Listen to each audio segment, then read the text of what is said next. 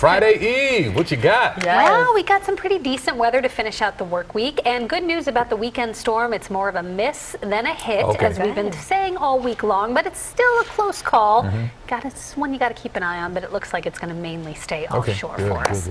Let's take a look outside. We'll start off on this Thursday evening in the city. Now that the sun is down, temps are dropping pretty steadily. It's going to be another cold night out there, but it is dry for now, and even though today was slightly below average, still didn't feel all that bad. Our almanac, today's high 39 degrees, the morning low 25, so both degree or two below average. Take a look at that record low though, 7 degrees, and it was set just last year. So last year, January 30th, it was 7 degrees in the morning. I would say we're doing a little bit better than last year with 25 for our morning low.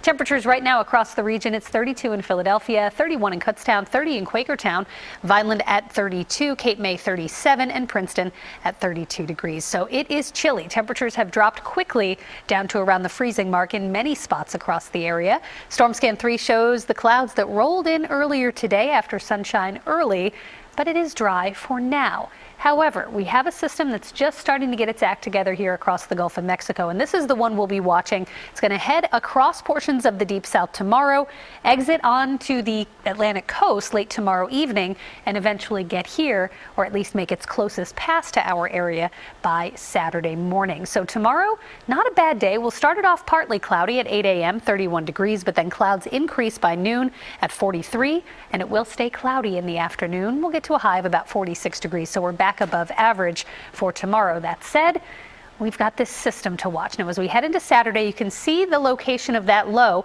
and most of the rain is going to go offshore with it. It may brush the area, especially overnight Friday night into Saturday morning, possibly even a morning snow shower on Sunday as that system departs, but then milder air and a return of sunshine for part 2 of the weekend. So your Eyewitness Weather 7-day forecast here looks pretty good. We've got 46 on Friday, 45 Saturday with clouds and the chance for a shower as most of that moisture stays offshore.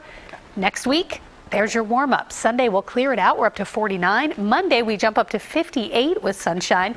Tuesday, 60 degrees, and we'll be in the 60s Wednesday as well.